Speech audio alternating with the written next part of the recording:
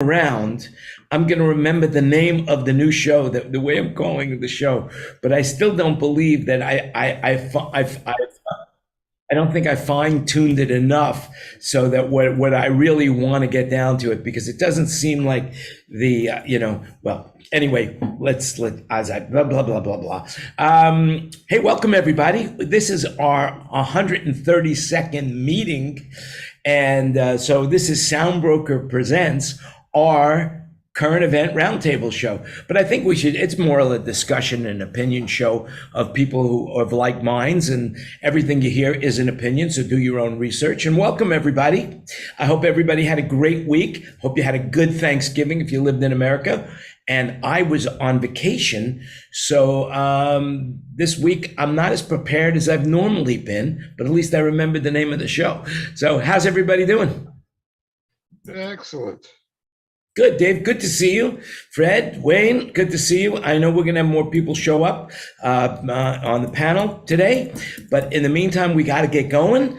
And there's so much to talk about. I don't even know where to start. So let me just say, we started about talking about Thanksgiving. Did everybody have turkey? Yes. No, I ended up having to fly to Penn State instead of going to Cal, and we had Chinese food because that was the only thing that was open. Yeah. Well, I was in Thailand, and I was at the Marriott, and of course that's an American chain. So up on the 27th floor, where they have the executive lounge, they did have a little bit of turkey stuffing, but it wasn't like American style. It was there, but for some reason it wasn't Americanized. It was just, and then right next to it, they had the English curry, and they had naan bread, and they had all sorts of different Thai foods, tom yum and chicken satay. Naan bread? What is naan bread? Naan bread is Indian bread. It's Nam, N-A-M, I believe is it's spelled, but then again, do your own research on that. And it's really good. Usually they make it with garlic or onion or plain. And when you're eating your curry, you dip your curry you dip your Nam into the curry and you eat it up. It almost looks like a pancake more than anything else, or a tortilla. But it's very, very, if you get a chance to try Nam, try it. It's good. You'll like it. It's real good. I love it. Try it. You'll like it. It's spelled with 2 A's though. Oh, 2 A's? Yes. Yeah. And by the way, if you're ever in Las Vegas and you want good Indian food, there is a restaurant on Flamingo. It's off the strip, not by the strip, so you don't get traffic. But basically, it's called The Mint, and you'll go there and you will see a lot of Indian people eating there. So it must be good, and authentic Indian food. Very good, reasonably priced, and you can thank me after you've eaten. So we were talking about it before we started, but as Fred was saying, Christina McVeigh passed away at 79 this week. May she rest in peace. Fleetwood Mac's co-lead singer with Stevie Nicks, And what were you saying about it? She died exactly the same day as who was that died? George Harrison, 21 years ago. 21 years ago. It seems like yesterday. It's amazing how time goes by so fast. It's really amazing. And actually, it actually doesn't go by any faster than it should, but it really did, because we've added a couple of extra seconds to the atomic clock. So it really is going a little bit faster. But you know who else died? And you might not remember her as well as I do, but Irene Cara. And Irene Cara was a singer. She sang the song Flashdance and Fame. What a Feeling. Anyway, she won an Oscar and a Grammy Award. So she sang the song Sparkle as well. Anyway, I got a chance to work with her, and when I was at RSO Records, and actually we became friends, and she was really she was a very, very cool human being, except I remember one time where she got the best of her when she was doing this song called Hot Lunch Jam. And Michael Gore, who was Leslie Gore's brother was producing it, and she changed. She didn't like the way it was going. She didn't like the way she was singing, so she changed a word in the song.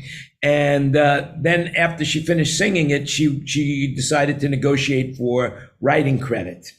So well, that was a big to do for sure. They almost threw her out of the studio after that, but that's what happens. So, does anybody remember her other than me? Sure. As a matter of fact, when Fame came out, I went to see it at the Cinerama Dome in Hollywood. And I was alone. I just had heard this really cool movie came out, and I went to see it. And I was so blown away that I went home and I said to Myrna, we're going to the movies tomorrow night, and we're going to go see Fame. And I went to see it the second night, and I had never done anything like that before. See a movie once, it's enough, Yeah, it was a great movie for a bunch of kids getting together and working to see if they can get famous, if I remember correctly. Yeah, and then New York City too, which was really. And of course, Flashdance. Who didn't fall in love with Jennifer Beal? So that was that was iconic in those times. It was disco music, so it was really cool.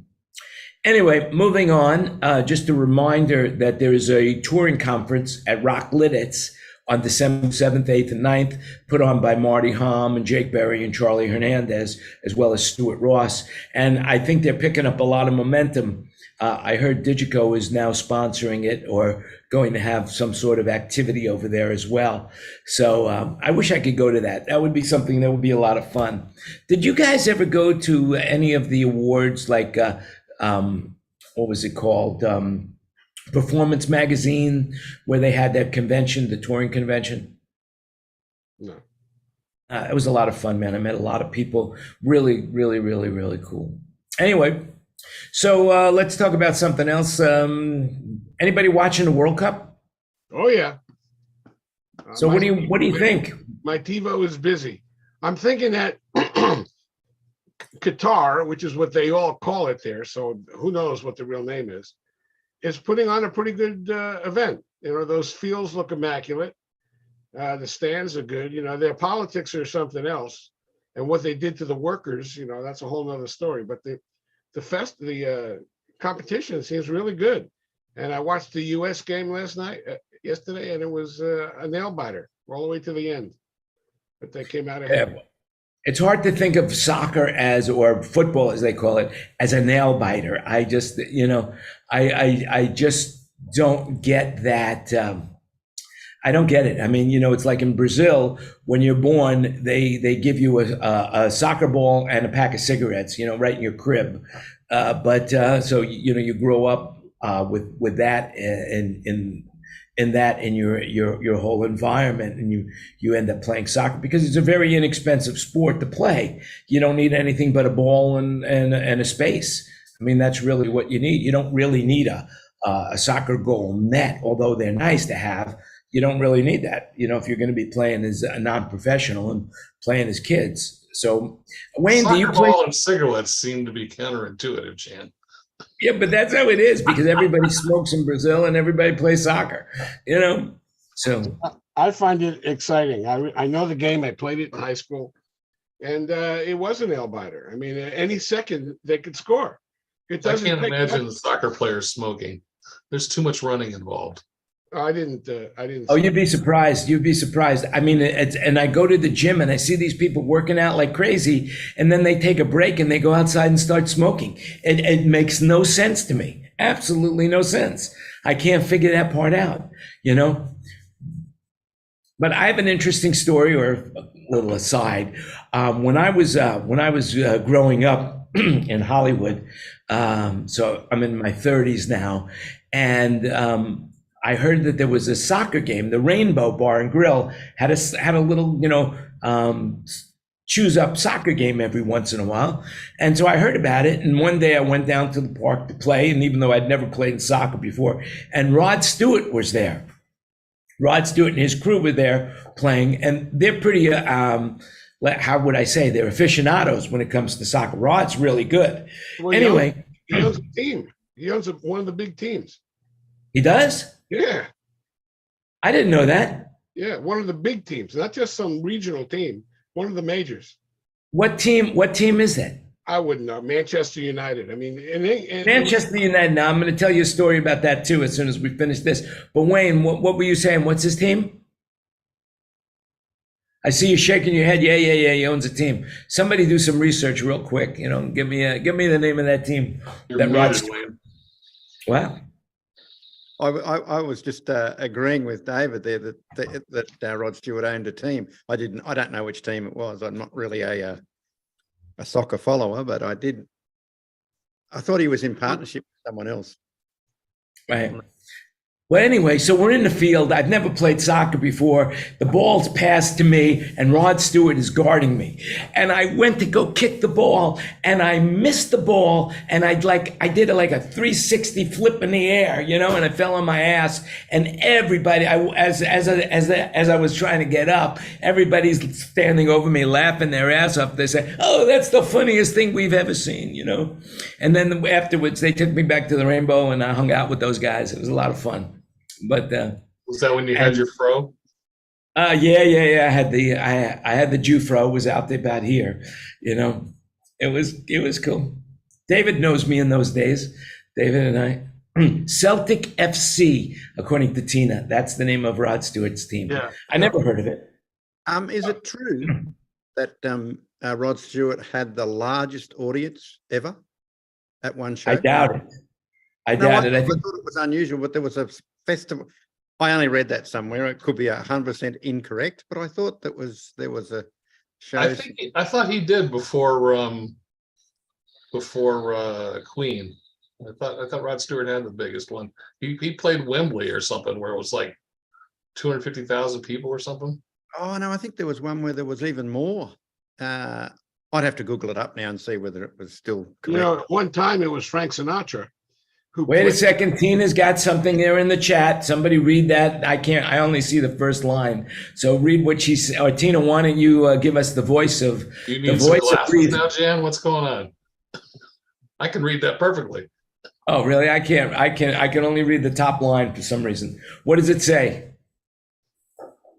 It's gone on my screen. I can't see it now. Rod Stewart holds the record for the largest concert crowd ever. Rod filled the Copacabana beach in Rio de Janeiro in Brazil with 3,500,000 people.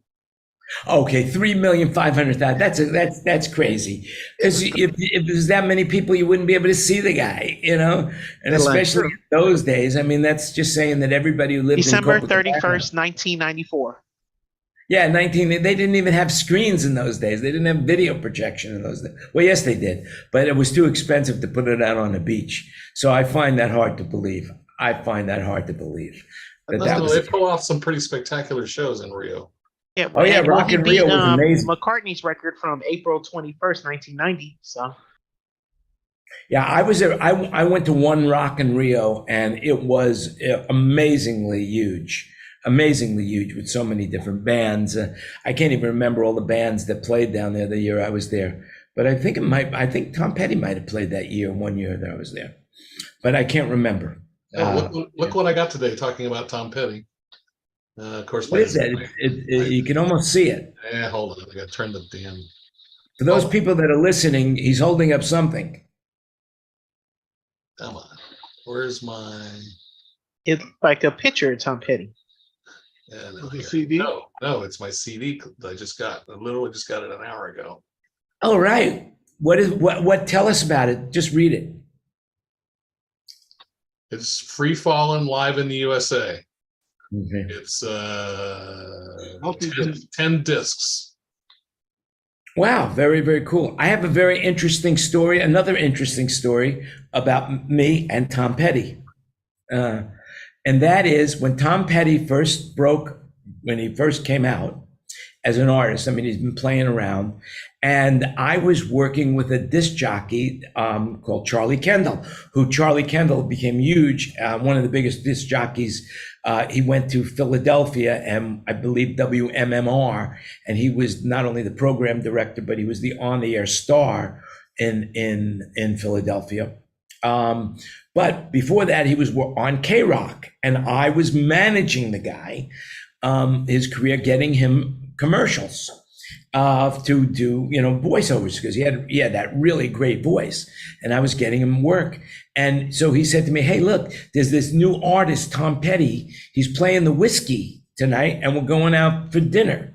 So if you want to go to Emilio's with us for dinner, come on down, and we can hang out together." And this was New Year's Eve. I believe this was New Year's Eve, if I remember correctly. And I had backstage passes to see Jackson Browne. So I went out to dinner with Tom Petty and his and Charlie Kendall, and what was the other guy's name? I can't remember him. I got John Scott, and Andrea McBride, I think was her name as well, and Tom Petty. And we all went out to dinner. And then he says, all right, we're going to go over to the Whiskey now and see the New Year's Eve show. And I said, well, I got a backstage passes at Jackson Browne. And so instead of going to the Whiskey, which probably would have been a much better experience for me, and I'd be able to tell you that I saw Tom Petty play New Year's Eve at the Whiskey. Well, it turns out I saw Jackson Browne at the Forum. To hundreds of people, had a great time anyway, but that's my story with Tom Petty. And he has good manners. He had good table manners. I do remember that. So there you have it. One last story I've got, seeing we were talking about soccer. When I was younger and crazier, I had a Porsche, a 914 Porsche. And it was, one of those little Boxster cars, you know what I'm talking about? Where it just come out and everybody was selling me, oh, that's not a Porsche. That's just a glorified Volkswagen. I hated when they say that. But I got personalized plates. And the personalized plates, because I was a player in those days, I'll admit it. I was a player. And so I had personalized plates. And my personalized plates was man for you. I was the man for you, right? But when I was driving down the street, people would stop me and they'd give me the thumbs up. And then one day I'm parked and this guy comes up and says, "Man, love your license plate." I said, "Well, thanks." He said, "Yeah, I'm a big Man United fan myself." So it was actually for the soccer team that they thought that my license plate was for the soccer team, not "I'm man for you." So. Also, I had to be careful when I drove through West Hollywood. I have to tell you that. So those people knew that. Anyway, Steve Sluter, Louisiana, in the room. Big Blue, what's happening?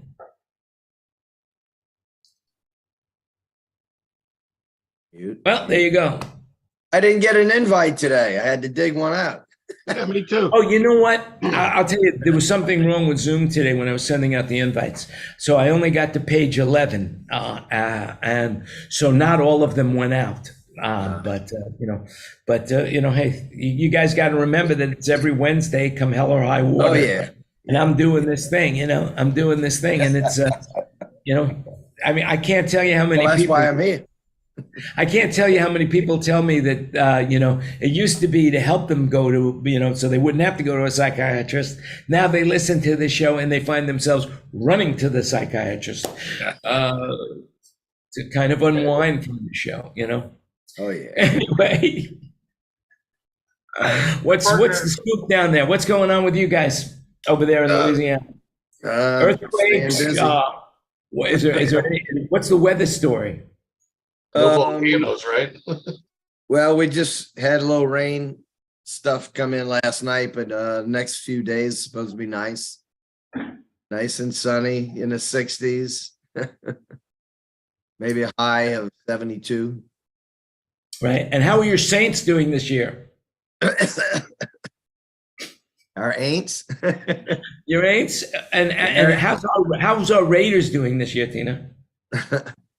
Oh my gosh, that As Seattle well as versus the Raiders Saints, game on right? Sunday was a good one, but we're in the same boat as the Aints, the Aiders and the Aints. Yeah, not good. And Fred, what about your Very team? disappointing. I was gonna say, I don't think the Cardinals are doing very well either. I don't follow them, but I asked somebody the other day how the Cardinals are doing, and they said, Oh no, I think they're one not. of 11. Now, David, how many football teams are there playing in Los Angeles right now? Two. We still have the Chargers and we still have the Rams. And how are they doing? Are they? Is there anything going on there? I'm not following it. I follow the championships. I don't follow the regular seasons, so I couldn't tell you what's going on. Yeah, it turns out now that the NFL has built up one of the most exclusive leagues and franchises there is. Did anybody get to see the Dallas Giant game that took place in Mexico City? Yes, I heard that it was good. You know, and so the Mexican, I didn't get to see the game, but I only heard this, that the Mexican announcer normally calls soccer. You know, that's what he normally talks. So then when they made the football score, the guy goes crazy. Score!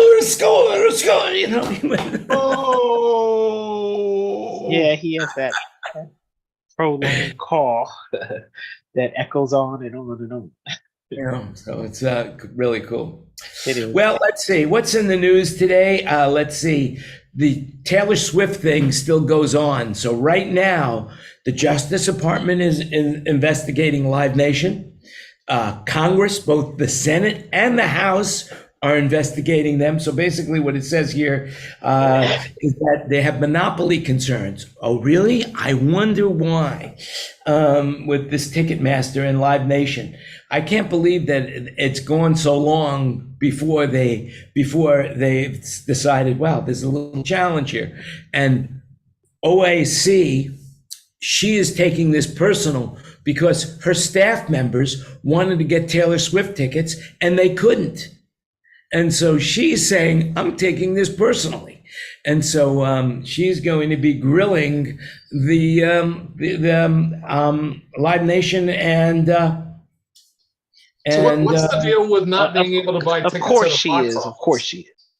What's okay, the so deal? what happened was that the bot system out there is crazy. And so they put the tickets on pre-sale where they were only going to sell a certain amount of tickets, but they sold $2 million worth of tickets like right away and sold out every show. But it wasn't sold out to the fans. It was sold out to a bunch of bots. And the bots, then all of a sudden the tickets started appearing on all of these different sites like StubHub for $35,000. And so her fans couldn't really get the tickets. So all of the tickets then became resold rather than sold directly, or I shouldn't say all the tickets, but too many of the tickets disappeared out of the marketplace for resale with other vendors. Well, that's what I was just asking. Why are all these places, don't they have a box office anymore? I have a neighbor here that just went to go try to see Bonamassa. I guess he played in town while I was out of town.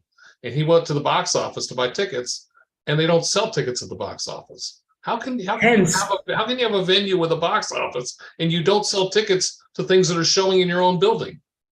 Hence why there is a monopoly here, because basically Live Nation and Ticketmaster are in cahoots. So Live Nation, for example, they handle, let's just pick a band that they handle, the Eagles. So if you wanted to book the Eagles, you have to book them from Live Nation, you know, but Ticketmaster is the only way you could, if the venue isn't associated with Ticketmaster, then the Eagles won't play there because they won't let them. So if you're an AEG house, you can't book the Eagles. That's just one example. And then when they put the tickets on sale, they have it set up so, and I'm sure this is all going to come out, that somehow they've set it up so that they have allowed these resellers to get in there and buy the tickets from them. Because what do they care? I mean, in other words, it basically, the way it works is this: they have X amount of tickets to sell. And if they sell all of those tickets, that's what their profit is. They know that they've made money. And so they don't really care if they make more money. So they sell it to, and for all we know, there could be kickbacks. We don't know that. There's possibility that they're letting these brokers, like for example, people on StubHub, for example, get a bunch of tickets and they're actually paying back somebody in management. Who knows? But whatever it is, the artist is not getting that money. The artist is only getting the price of the face value of the price of the tickets. And that is totally unfair. The artist should be getting the bulk of the money, not some scalper. Well, and the same thing goes for the house. I mean, if you have a venue, you've got costs associated with holding the concert there. Why can't they, I don't get it. I don't, if you're gonna Well, go. we're going to know I wanna go- because wanna we're go going to know see what's something going on somewhere, very, you just very be able to soon. go to a box office and buy the tickets. I agree with you, It's not that way. but we are going to know for sure what's going to happen because they're being investigated from every aspect: the Justice Department, the State Department, the local, not the State Department, but the state. Each state is investigating now because they smell a lot of money and they sell a lot. I mean, this is something that everybody could relate to because everybody wants to be entertained. And so this is going to make a name for certain people. And it's a big thing to knock the king of the hill off the hill. And that's what they're going to do. They're going to knock I feel that there is going to be some uncovering of some crucial data that's been swept under the rug for so many years, and now it's going to come out. Who got paid off because somebody made some money for doing this. That's for sure. It didn't just happen for the goodness of their hearts. Somebody's making money somewhere, and they're going to find out because right now the Senate Judiciary Subcommittee on Competition Policy is investigating. The Congress is investigating. Each individual district attorney from the office of the states are investigating. I mean, and it turned out it took the Taylor Swift concert to be the one that was the ignition fuse for this. And now we'll see what happens. Hopefully it'll become balanced. Good for her. I'm glad to hear the story. Look at where Kurt is. Oh my goodness, it's snowing. Wow. Yeah, Maybe that could be a green screen. Wait a second. and I broke him down on the side of the road with a blown out rear truck tire, trying to get PA to a venue before the snowstorm adds up. Do you need us to call 911 for you? I got the guy. Very, very good. So how cold, well, when it's snow, when it's snowing, it's not as cold as it might appear. How cold is it where you are?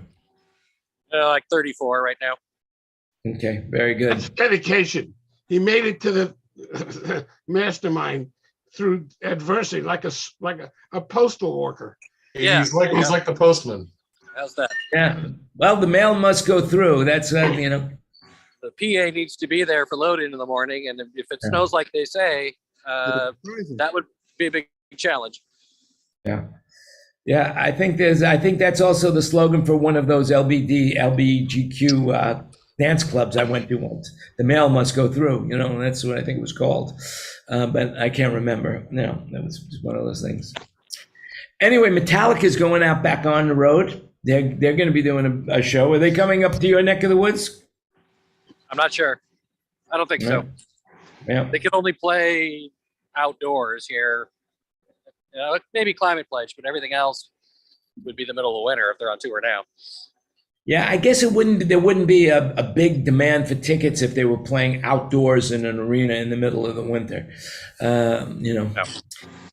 I don't think so. I don't think that would happen. That wouldn't happen. Are you in Seattle? Anyway, Are you in Seattle? Yeah, I'm right by the airport. I'm on the way. I was on my way north to pre-stage the Alaska. truck. Not North that far to north. Alaska, eh? No, I was on my way to Seattle. I'm 20, 30 minutes away, but now I've been sitting here for an hour.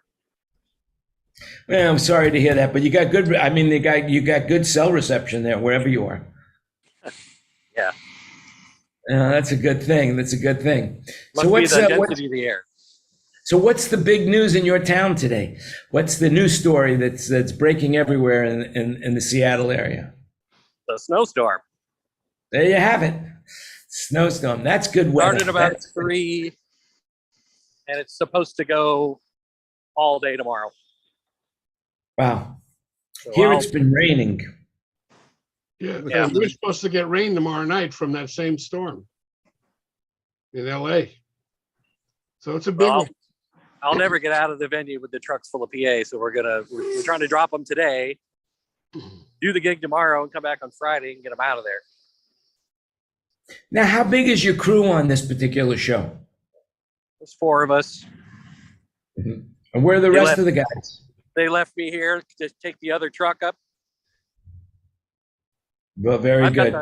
I'm hanging out with the little truck. The big truck with all the big PA in it is up there now. Oh, good. That's a good thing. That's a good thing that happened. Well, I'm glad. And what show is it? It's a thing called 85 South, which is some kind of like hip hop comedy tour that's all improvised, and they have a band with them and stuff. I'm really not sure what to expect. Yeah. Well, speaking of hip hop comedy, It's with DC Young Fly and Carlos Miller and Chico Bean. They're funny. yeah. Okay. So, in case you haven't been following the news, and speaking of hip hop, I believe Kim Kardashian and Ye finally reached a divorce settlement. In case you've been following that, she's going to be getting $200,000 per month for child support. That just seems so unfair. Oh well. She doesn't need it. And Why would she ask? he's still almost a billionaire. So he doesn't need it either. And there's 4 kids. So it's only $50,000 a month each. Only. Nannies are expensive.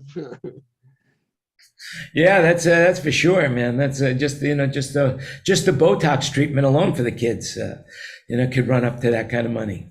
So, whatever. Just remember, don't try this at home. All right, that's what I could say. Let's see what else. There's a rail strike almost on the moon. We'll see if Congress can nip that in the bud, so that there will be no rail strike. That would be a horrible thing. They passed something today. The House or the Senate passed something today and gave them their paid vacation, which was the sticking point. So I think it's been avoided. Well, basically, that was the whole idea of the Senate and the Congress getting involved in it, so that they wouldn't. It would cripple the country if the rails. I mean, most big things move by rail. They move by rail and by truck. Mm-hmm. And trucks Sometimes they're moved by truck. Yeah, sometimes. Have Well, a flat right tire now. on the side of the road. Oh, is it a flat tire? Is that what happened? You got a flat tire? Yeah, the inner passenger dually just disintegrated. He must have hit something on the freeway, or I don't know what happened. Yeah. Oh well. Yeah, I had a little car trouble myself this week. We left the car. We left the car at the airport. One of those, not the airport, but the long-term parking. And when we got there, the car wouldn't start.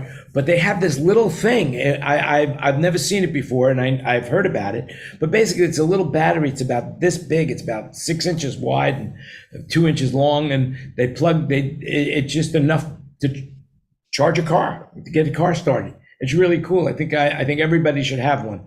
They sell them in Costco. I have one. Yeah, they do sell them everywhere. Yeah, really. Everyone should have one.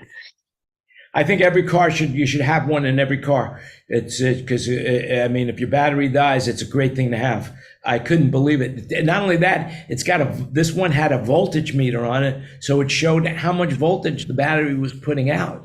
It was putting out 8.7 volts, and then he plugged it in. Boom, we started right up, and we were off to the races. And then you got a speeding ticket. Oh, I got a speeding ticket. I didn't get a speeding ticket. I was in Pattaya, which basically is like a beach resort town in Thailand. And the traffic was, well, first of all, when you rent motorbikes there, they give you these helmets that just barely fit on your head. Nobody really wants you to wear a helmet really there, but the law says you got to wear a helmet. And so they're too uncomfortable to wear. See, if you really want to bring a helmet, you got to bring your own. And, you don't want to travel with a helmet because it's so bulky, And so we're going, it's bumper to bumper traffic. And we come through a stop and the cop looks at me and he says, go like this, he says, psst, psst. pull over, and then he says, "Hey, let me see your license." There's no registration. He says, "Let me see your license." I show him my Nevada license. He says, "What is this?" I said, "It's my license. See, I drive." He says, "Don't you have one of these?" And he shows me a picture of what I need. And I said, "Oh, I left that at home." And he says, "All right, well, you're not wearing a helmet. 500 baht, which is $15 right now. Here it is." And so then they give you the ticket. You go inside. There's a police station right there. You go there inside. You give them the 500 baht, and they give you a piece of paper. And he comes back out because he's now basically impounded your bike. You can't go anywhere until you show him you paid. So I show him that he paid. He looks at it, signs it, and he says to me, he says, "Okay, hold on to this. So if you get stopped in the next 24 hours for a helmet, just show it to him and they'll let you go. You don't have to pay another fine." So that had nothing to do at all about wearing a helmet. It had to do with they needed the 500 baht from me. Sounds like Mexico. Yeah. But it sounds like everywhere, everywhere, it's, but it's, no license, nothing. I mean, I can't imagine in the United States, they would have taken my license away at that point in time, here, all it was is $15 and you're on your way. Isn't it more of a function that you get the ability to drive home to pick up your helmet and they won't give you a ticket for that? No, they know what you're not. There's no. I had the helmet there, and he said, "Don't even wear it." He didn't. He said, as I was pulling, as I got on the boat, I started putting on the helmet. He said, "Put it down. You got the paper now. You don't need a helmet."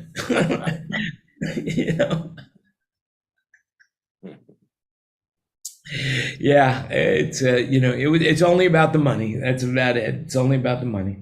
Speaking about the money, the Fed is going to be meeting again, and they're probably going to raise the rates. They're guessing that the Fed rate could go up to 4.9% here.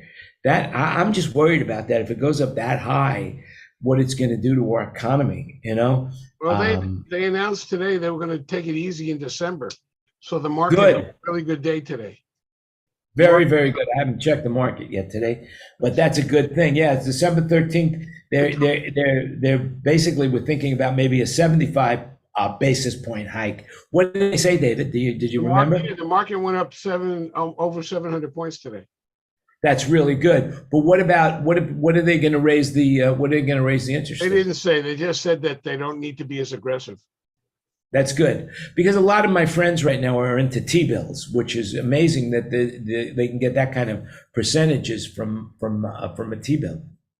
But they're not as liquid. I can't afford to be in something that's not liquid at this point in time. Who knows when you're going to need money. Anyway, another big thing in the news is that the Oath Keepers, Stuart Rhodes, and fellow group member Kelly Maggs were found guilty of seditious conspiracy. Has anybody followed that case at all, or understand what's going on with that? Yeah, they screwed up and got caught. The last time this was won in a case was the sheikh who was bombing the World Trade Center.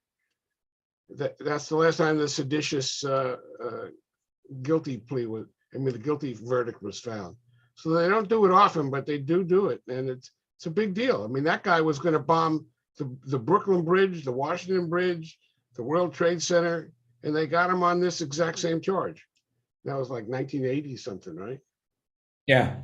Well, this time they broke into the Congress, the actual building and they were trying to overthrow the government, which basically it's now no longer a whether or not it was, the movement, legitimate movement. A jury of their peers found that this now was a conspiracy to overthrow the government.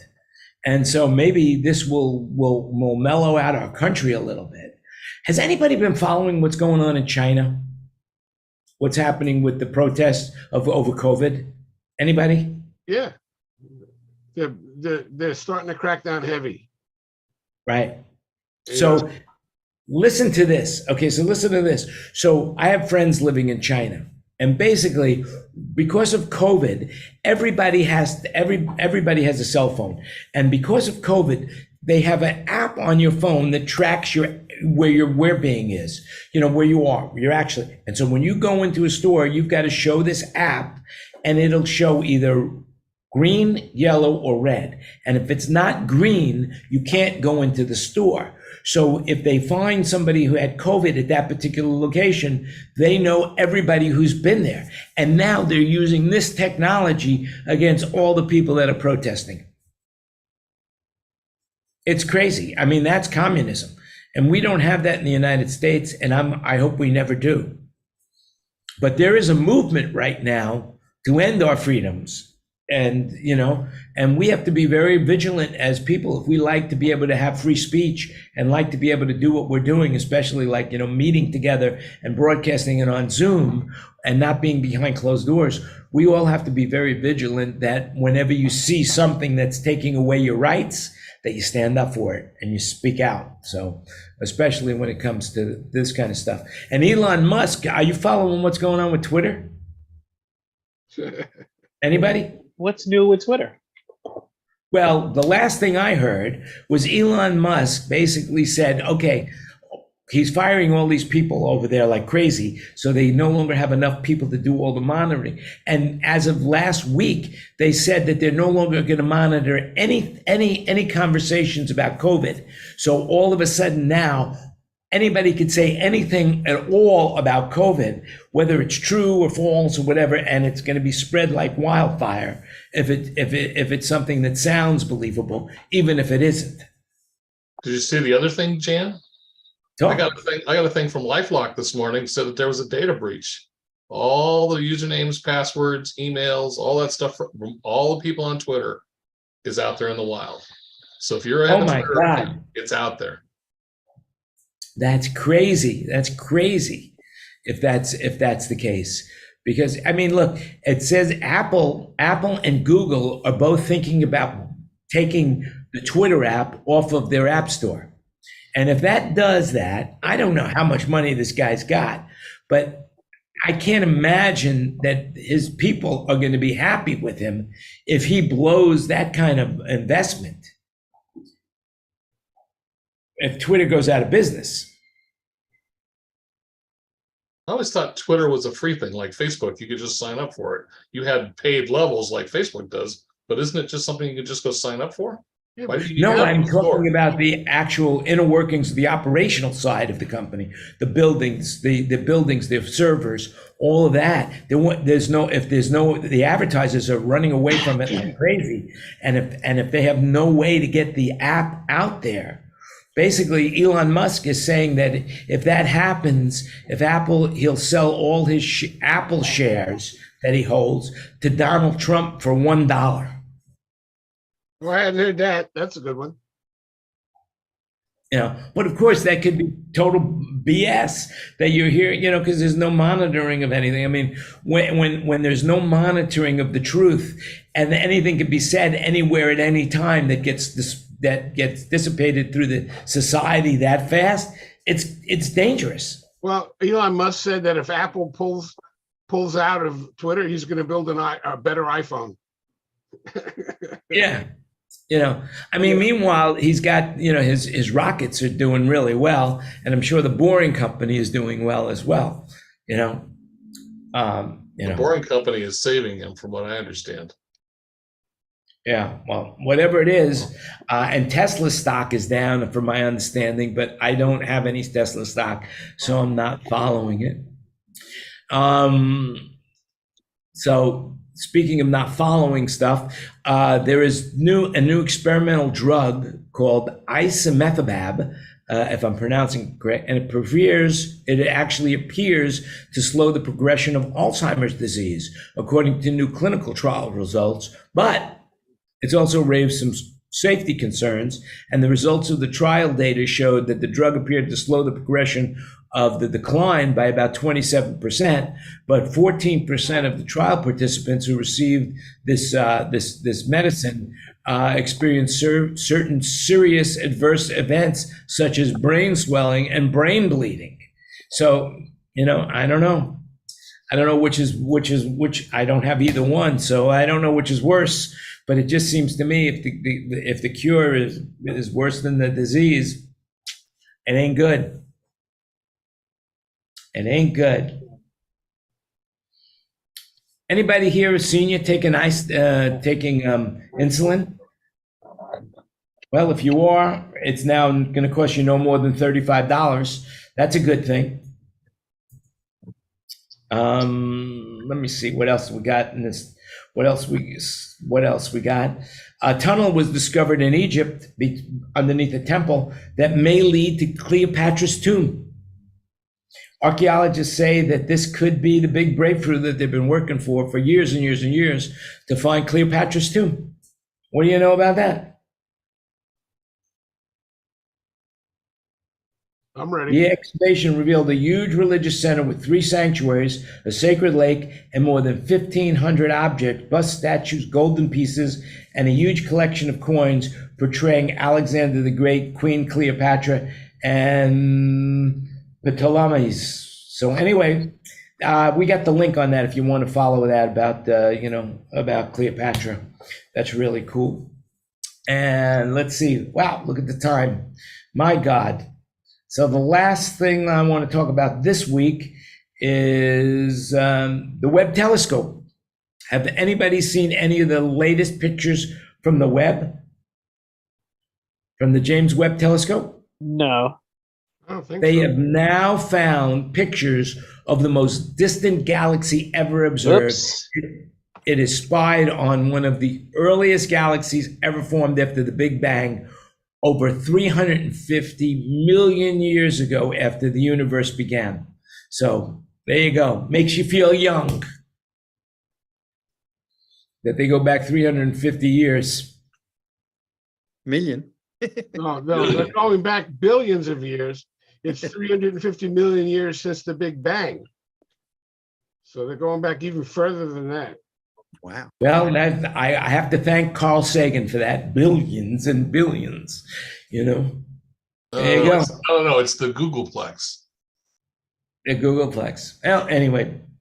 All right, that's all the stories that I had for this week. So if anybody's got anything to say now, now's the time. I'd like to say a congratulations to William Crichton, who got an ARIA award this week in Australia. And I've worked with him since he was about 17. I think he's about 35 now, but he's worked hard and he got an ARIA award this week. What is an ARIA award, first of all? Well, it's music awards, just like it's the major music awards in Australia, and they have all the classifications. I don't know what the equal thing to that would be in America, but he did good. He had and he's been in America for a while. He used to work. I think Matt Sherrod had a bit of input into that album, and so did Rob Hurst from Midnight Oil, and some other. But Clint, when he was a young fellow, went to America. He lived in Nashville for a little while. When he just did the running around the countryside, him and his brother and his now wife, I think they bought a bus and they went around, but he got an hour. I thought it was great stuff. Anyway, I'd just like to say congratulations to him. I've already said that here, but I just thought I'd say it on the, in the Zoomy room. Well, I just want to say congratulations for bringing up that story. There you go. So we got congratulations all around. There you go. All right. So who else wants to say something? Anybody? Going once. How about Wayne giving us a good question? The Wayne Sims question of the week. Rightio. So do digital electrons work harder than analog electrons? Not answerable, I don't think. There's an interesting thing. Do they work harder? Yes. Which ones work harder? Digital ones or analog ones? I'm Digital. not a scientist. I think there's a joke in there somewhere. I'm just trying to figure out where it is, what did one electron say to the other? Hey, where's your neutron? I don't know. Well, I've just been interested, because we deal with stuff that you can't see. You can't see electrons. I believe that they nearly can see them. I don't know. They're so small. But I just was intrigued to think. I was just sitting there thinking to myself, I wonder which ones work harder to produce. Why would they be any different from each other? They're still current. Yeah, I know. Different But, unions, David, different unions. That's where it is. You got a good point there. and Yeah, one, different unions, yeah. but one's stop and start and one's keep going. I just wonder which one. To an electron, it doesn't matter. Well, probably doesn't matter. If for some reason it reminds me of the time that I was in Mr. Frudenroyen's class, back, I think that was his way he pronounced his name, and he was the algebra teacher, and the answer was -1. That was the answer, and -1. And I remember having the answer. I was really, really excited about it that I had the answer because I really had no answer. I had no clue about algebra whatsoever, really. And so I was raising my hand. I was going crazy. He said, "Okay, what is it? What is it, Landy?" I said, "It's -1." He says, "Are you sure?" I says, "Positive." He says, "Well, is it negative or positive?" I said, "I'm sure." He says, "Well, you sure?" "Yes, I'm sure. I'm positive." He says, "It's a negative or positive." So there you go. There you have it. That was it. I was positive, and even though the answer was negative, unbelievable. What was all that, Jan? You have to be an algebra buff to understand that joke. But no, that's true. That was actually the truth. I remember that really well. One of those episodes from my collegiate career in high school or was a junior high at the time. And the answer was -1. And I had it. And I said -1. And he says, "Are you sure?" And I said, "Positive." He says, "Well, is it negative or positive?" I said, "It's negative." He says, "Are you sure?" I said, "Yeah, positive."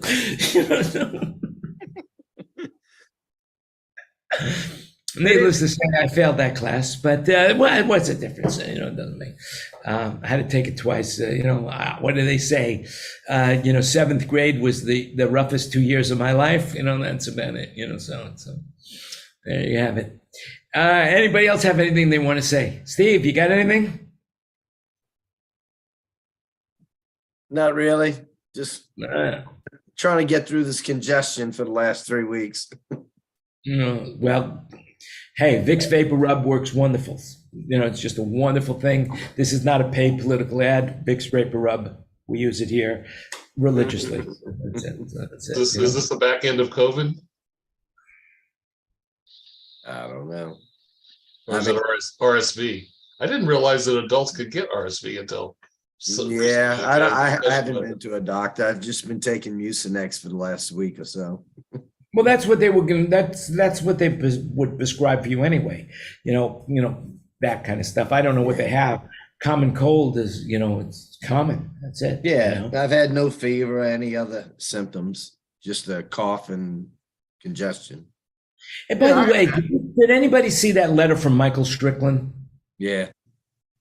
I mean, I think the guy really now wants to run for office because he's using fear to motivate people, So I think he's really planning on starting his congressional run, the congressman from Knoxville. What did he say? I didn't see it. Well, basically, there's a fee. Get Steve. Get. They want to establish a central for the entertainment industry. They want to establish one entity for everybody to join, so we have power in numbers, going to Congress and trying to battle all this money situation that we haven't been getting. Yeah, there's a word for that, and I can't remember. An association, I guess, is Monopoly. He wants to become a lobbyist. Yeah, That's what it is. A lobbyist is the word, and we need money to lobby. So is he in with Ticketmaster?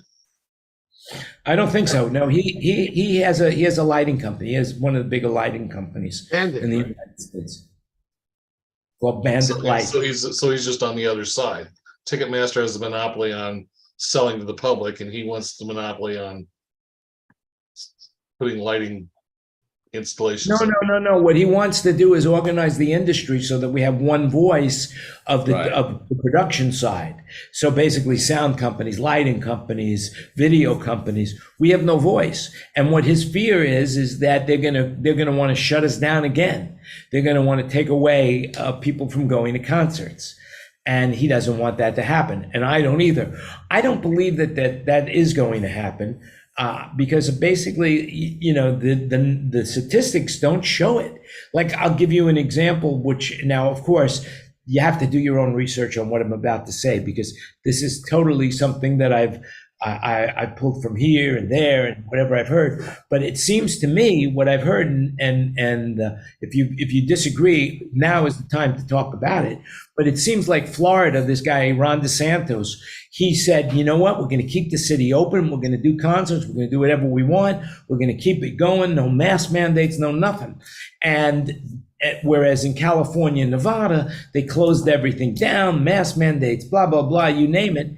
And it turns out that statistics show that Florida had the same amount of COVID negativity as California and Nevada, or even less. So it turned out that maybe the mask mandate and closing everything was a waste of time and money.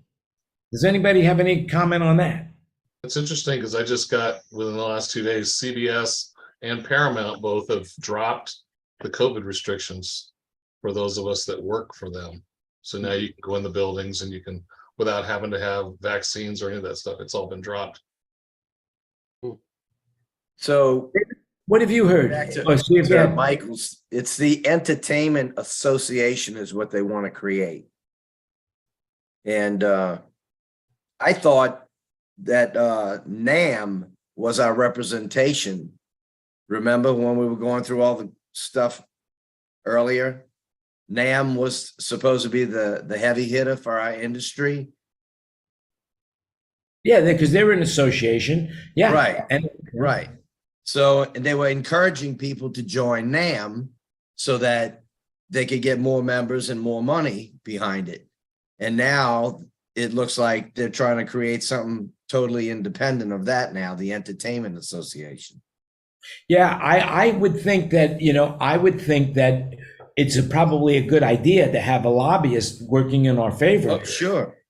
But the reality is who's going to be the one that does it, and is it going to be like something like Woody Allen would say, that I never want to be a member of any group that would have me as a member, Groucho Marx. Well, Groucho Marx? Yeah. Okay, Maybe- very good. Maybe Ken has an opinion. He just jumped in. Yeah, Ken Porter has, well, if he doesn't have an opinion, then there's something wrong. Okay. He's muted. So what you understand what we're talking about with Michael Strickland and the association compared to NAM? What are you thinking? You're muted. Jan, you can unmute him. There's something wrong about an audio man not being, Well, not being able to unmute himself. be. I need Mike Brown's phone number. Okay, I'll get it to you. Okay. Other than When do you that, need it by? tonight, I'll get it to you right away. I got to go to dinner here in a minute, but I was trying to catch up with him. I'm in Vegas, whatever, trying to do some stuff, and I need him to help me with something. Mike Brown, not John Brown, Mike Brown. Okay, Mike I'll get it to Brown. you right. Kevlo guy that hasn't been on in quite a while because he I was going to ask you, where is he and Ken Newman? I haven't seen either one of them. Right. Well, Ken Newman was here last week. I don't know where Mike Brown is. I haven't spoken to him in a while. It's this time difference between Las Vegas and Thailand. It's a winner. It's a winner for sure. Oh, Dave's on same time, isn't he? Anyway, this is a good reason. Ken, do you have anything you want to share for the world before we say goodbye till next week? Oh, we already goodbying already? I didn't realize that. I just got started. Hello. Oh, well, then we'll stay on for as long as you want. No, that's fine. I was just, time-wise, I can't quite remember which goes where. But Are you in Las Vegas right now? Yes, I am at the New York hotel. I just been around a couple things today, and I got to load in tomorrow. I got to go to, and some other things I got to do. Well, I wish I was there to join you. Yeah, we could do breakfast or lunch or something. Yes, well, come on out here to Thailand. It's only a 2-hour, it's only a 2-day flight. Don't worry about it. By the time you get here, I'll have breakfast made. That's it, But for sure. if I fly the other way around, is only a 1-day flight? Yeah, well, either way, yeah, because basically you lose a day the other way. You gain a day and lose a day. Kurt's So back on the back to road. the question you were talking safe. about. I had thought that NAM was trying to become an association to represent a lot of people, even in production and everything. But I think with the president retiring, I don't know if they've really gone around and done what they're going to do. Yeah, I haven't heard anything from NAM at all since Joe Lamond has decided to retire. I don't know what's happening over there. Who'd they hire to replace him? I probably Michael Strickland. Who knows? We'll see. Well, then let's get things together. Get going on to beat up. Let's make deals. Let's make it happen. That's what I say, because you make it happen. That's right. You make it happen. And you, Wait, so and which- you. Which number is this one? Is this 150 yet? No, we're only at 130. We're only this. I think this is the 132nd one. So next week will be 133rd. You know, there you have it. I have no plans on retiring. And by next year, we don't have to deal with the time change anymore, right? After this, when we go back, there's no more daylight savings time, right? Well, in Arizona, I don't know about the rest. No, I mean of the rest of the country. Really? I thought it was voted on and passed that after this round of daylight savings time, it goes back to standard time and we don't have to deal with it anymore. Wishful thinking. Well, I promise you, I will do some research. I just wrote that down. Daylight savings time ends. I'm pretty sure that I read something or heard something on the news about it. It passed. In Arizona. No, it's never had daylight savings time in Arizona. That's exactly why I say that. Yeah. Yeah, no, Arizona's crazy. I can't wait to see what happens. I mean, I'm following the news here. What's going on with the election in Arizona? Of course, you know it's Crazyville over there. Thank God I haven't been here. Yeah, I've Crazyville. been on the road for the last 3 months. Anyway, with that in mind, unless anyone has anything else they want to share, let's say goodbye to Facebook, YouTube, and all of those other entities that we're broadcasting to, and we'll talk about them offline. All right.